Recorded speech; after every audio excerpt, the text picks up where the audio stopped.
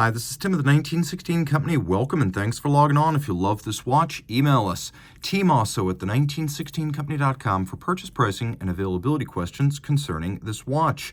So this was a highly anticipated launch from 2023, the IWC Ingenieur Automatic 40, the return of the 1976 Gerald Genta integrated bracelet Ingenieur design. It was warmly welcomed after several years in which IWC seemed to be channeling the Ingenieur watches of the 50s and 60s. The return to the design coined on the historic reference 1832 was a wonderful way of reconnecting with IWC's legitimate heritage. In an era when everyone's making a watch of this style, IWC can authentically say it and its Ingenieur were there at the beginning. Design peer of the Nautilus, of the Royal Oak, of the 222, of the Laureato, of the Rolex Oyster Quartz, the original 1832 was a revolution in IWC Ingenieurs watch design. So this watch right here is nice and compact. You're actually looking at the stainless steel, reference 3289-01, black dial, thrown it on my wrist. Let's take a quick look at the dimensions. 40 millimeters in diameter, it's exactly 11 millimeters thick, 45.6 from lug to lug tip. If we measure the outer rigid end link, see how I can't compress it anymore? That total distance across the wrist is 49.4. My wrist is 16 centimeters in circumference. The watch is a good fit. It is flat enough to easily slide under a cuff, especially with the sloped and stepped case flank. No problems there, even with tight sleeves.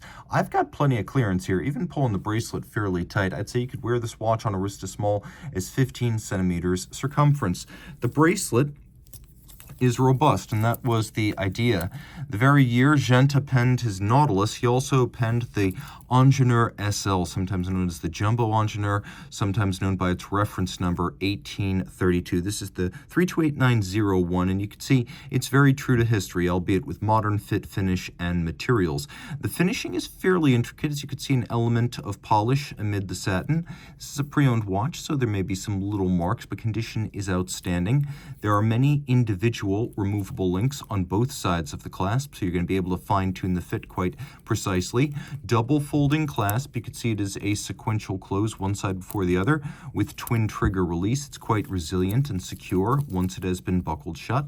Screw down crown, 100-meter water resistance, because this is a technician's or engineer's or mechanic's watch. It is highly anti-magnetic with a soft iron paramagnetic cage around the movement. The timepiece includes the distinctive tonneau-like integration of case and bracelet that was Genta's original vision. Now, this is not a perfect re-edition of the 70s. This is a modern watch. It has its own soul, its own look, and its own identity, but it is very true to history. There's a lot of nuance going here. There's this bevel that runs end to end. You can see micro beveling on the crown guards, the IWC logo on the crown with the IWC motto. Take a look at the bezel. See how it swells a little bit at 12 and 6, but it thins out as you move towards the mid case. Little nuances like that add a lot of richness. You can see that the interface of the bezel has been mirror polished, which is a nice look. We have the hardware, as you can see externally, as a prominent part of the style of the watch. And then we have the dial with its unique pattern and cantilevered applique indices, a applique frame for the date, all steel, rhodium plated for special shine. And then we'll go with the lights out. No shortage of luminescence. You can see those indices glowing and reflected in the inner bezel.